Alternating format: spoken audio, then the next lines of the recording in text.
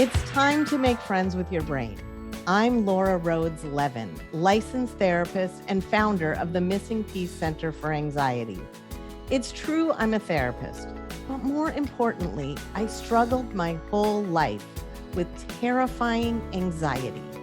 If anxiety is taking over your world, you're in the right place. Let's make friends with your brain. You deserve it. Welcome back. So glad you're tuning in and glad you're finding these videos helpful. Thank you for all the great feedback. So we're going to talk today about more voices in our head that speak to us, more information about understanding your anxiety and how to cope with it and how to listen to it. So today, what we're going to talk about is wounded child. All right. So I have to admit that as a therapist, even now, when I hear the phrase inner child, I can feel my eyes roll almost right out of my head onto the table. Try and hold on to your eyeballs. We're going to talk about your inner child. And I found a different name for it, which I feel is a little bit more relatable. Let me be clear about wounded child's age. Wounded child means you could have been traumatized at a young age or as an adult age.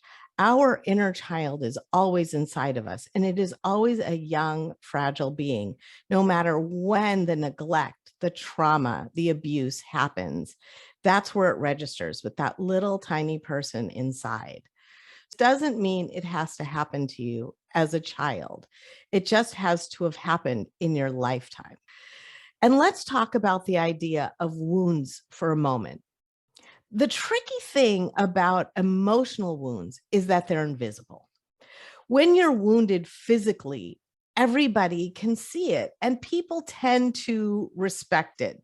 They're not going to go up and poke you in a gaping open wound. There's a certain amount of, social protocol where we just don't do that to each other, hopefully. But with emotional wounds, even the people who are closest to us have no idea where those wounds are. So imagine if you had this wound and someone came up and brushed it. And even if it's the tiniest little brush, you're like, ow, why would you do that? That's what emotional wounds are like. And that's what your wounded child is talking about. But now we've got these emotional wounds that come from abandonment, that come from trauma, that come from neglect. And this is where our wounded child comes into play because we don't even know where our emotional wounds are. Let me explain to you how emotional wounds work. Let's say you've struggled with trauma and you've had terrible, terrible accident happen to you. And people know, but they don't really know where your emotional wound is, and neither do you. So now you're waiting for a friend and they're late and they're not calling. And in your mind, you're thinking, how could they not have the decency to call? I mean, if I were running late, I would call someone.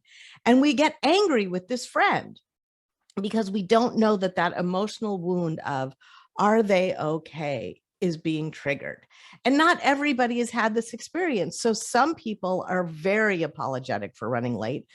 And some people don't even think about it because that's not where their emotional wound is. Let's take another one. Let's say you have abandonment issues and you call a friend or text a friend, and they're not the kind of people who call back right away. Your wounded child is upset. Your wounded child thinks, I would call somebody back. How could someone not have the decency to call me back? They just leave you hanging. That's so rude. And now you have a resentment. You have pain on your wounded child.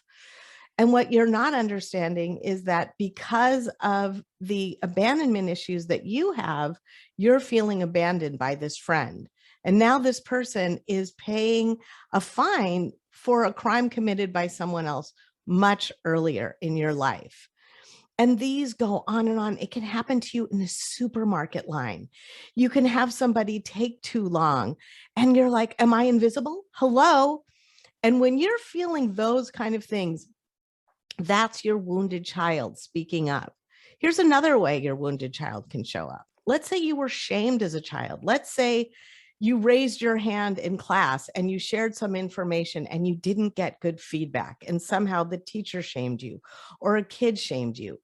That wounded child stays with you. So now you're a grown up, you're in an adult business meeting, you've got a great idea. I mean, your inner soul knows it's a good idea, but your wounded child won't let you speak. Your wounded child is so afraid of the rejection, so you don't speak. Opportunity that could be yours gets stuffed down because wounded child is trying to control our interaction with the world. So what do we do about wounded child?